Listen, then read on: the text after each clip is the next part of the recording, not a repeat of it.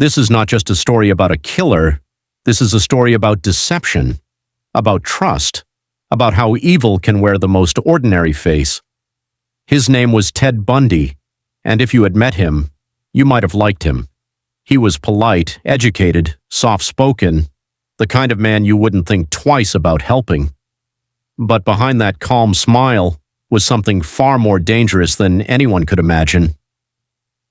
Ted Bundy was born Theodore Robert Cowell on November the 24th, 1946 in Burlington, Vermont.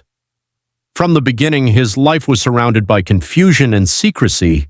He grew up believing his grandparents were his parents, and his mother was his older sister.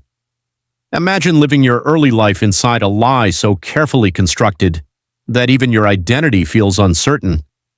Some say this kind of beginning can shape a person in ways we don't fully understand. Others believe that what Bundy became was already inside him. As a child, he was described as shy but intelligent, quiet but observant. He watched people closely, studied behavior, learned how to blend in.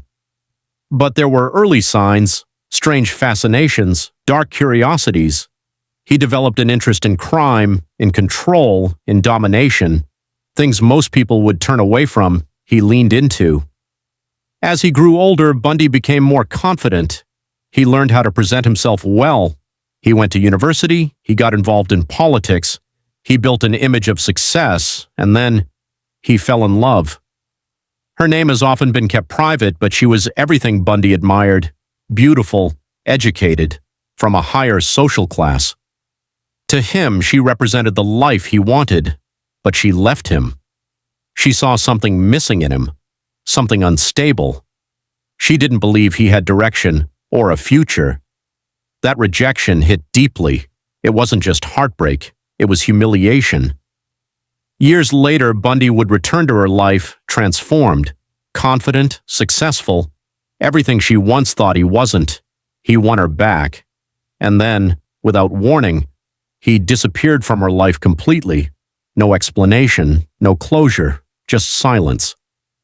Some believe this moment revealed something critical about Bundy: his need for control, his desire to reverse rejection, his ability to manipulate emotions. But by then, something darker had already begun. In January 1974, the violence started. On the night of January 4th, a young woman named Karen Sparks was asleep in her home in Seattle. She never heard him enter. Bundy crept into her room in the dark. He picked up a metal rod and struck her, again and again. He assaulted her brutally, leaving her with severe brain injuries. She survived. But her life was permanently changed. It was the first known attack, and it would not be the last. Less than a month later, on February 1st, 1974, another young woman disappeared. Her name was Linda Ann Healy. She was a college student. That night, she went to bed as usual. But before morning came, Bundy had entered her room. He knocked her unconscious, dressed her, and carried her away. No one heard anything, no struggle, no scream, just silence. She was never seen alive again. From that point forward, the disappearances continued. Young women, college students, often with similar features, long dark hair, middle part. Was it coincidence, or was Bundy choosing them deliberately? On March 12, 1974, Donna Gail Manson vanished on her way to a concert. On April 17th, Susan Elaine Rancourt disappeared from her campus. On May 6th, Roberta Kathleen Parks was last seen leaving school.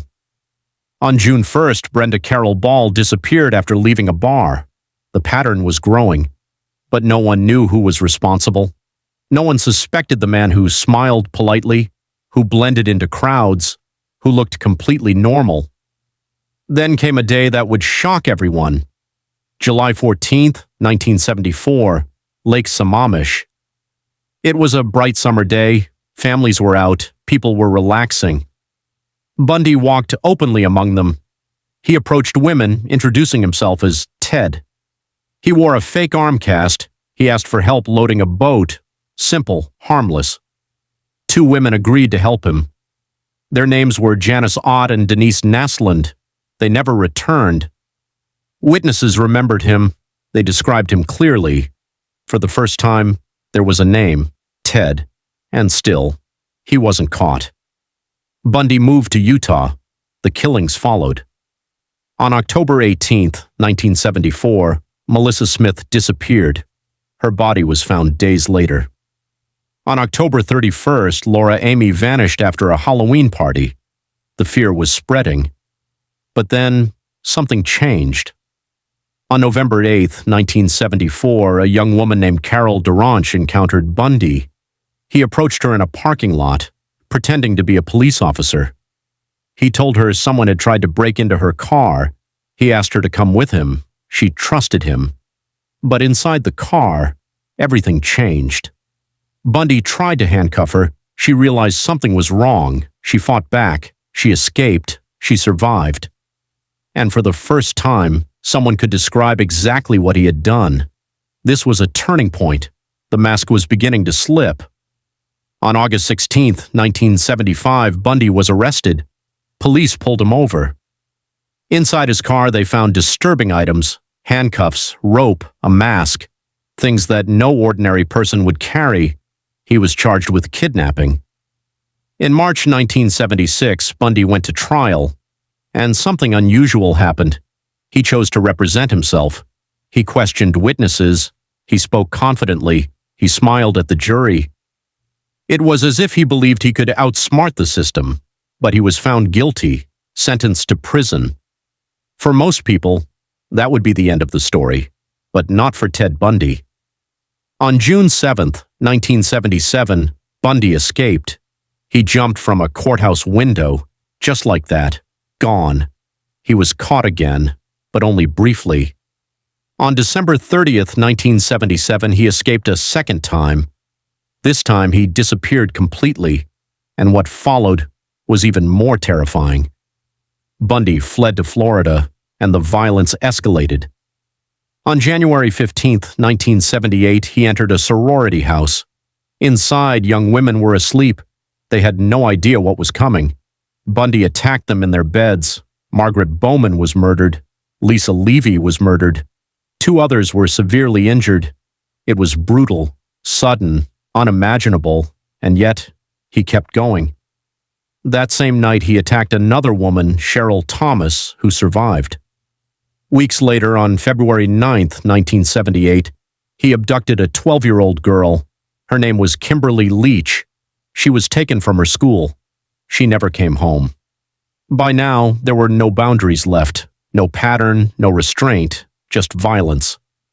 On February 15, 1978, Bundy was finally arrested again. This time, there would be no escape. His trial in Florida became a national spectacle, televised, watched by millions. Bundy acted as his own lawyer again, calm, confident, almost as if he enjoyed the attention. He even cross-examined witnesses. It was unsettling. How could someone accused of such horrors appear so composed? But the evidence was overwhelming. He was found guilty, sentenced to death. While on death row, Bundy formed a relationship with a woman named Carol Ann Boone. They married in court. They even had a child. It shocked many people. How could someone love a man like him? Or did she believe he was innocent? In his final years, Bundy began to confess. He admitted to multiple murders, more than 30, but investigators believed the true number could be higher, much higher. He described his crimes in detail, cold, precise, without emotion, as if he were describing someone else's actions. And then, the end came, January 24, 1989. Ted Bundy was executed in the electric chair. Time of death, 7:16 in the morning. Outside the prison, people gathered, they cheered, they celebrated.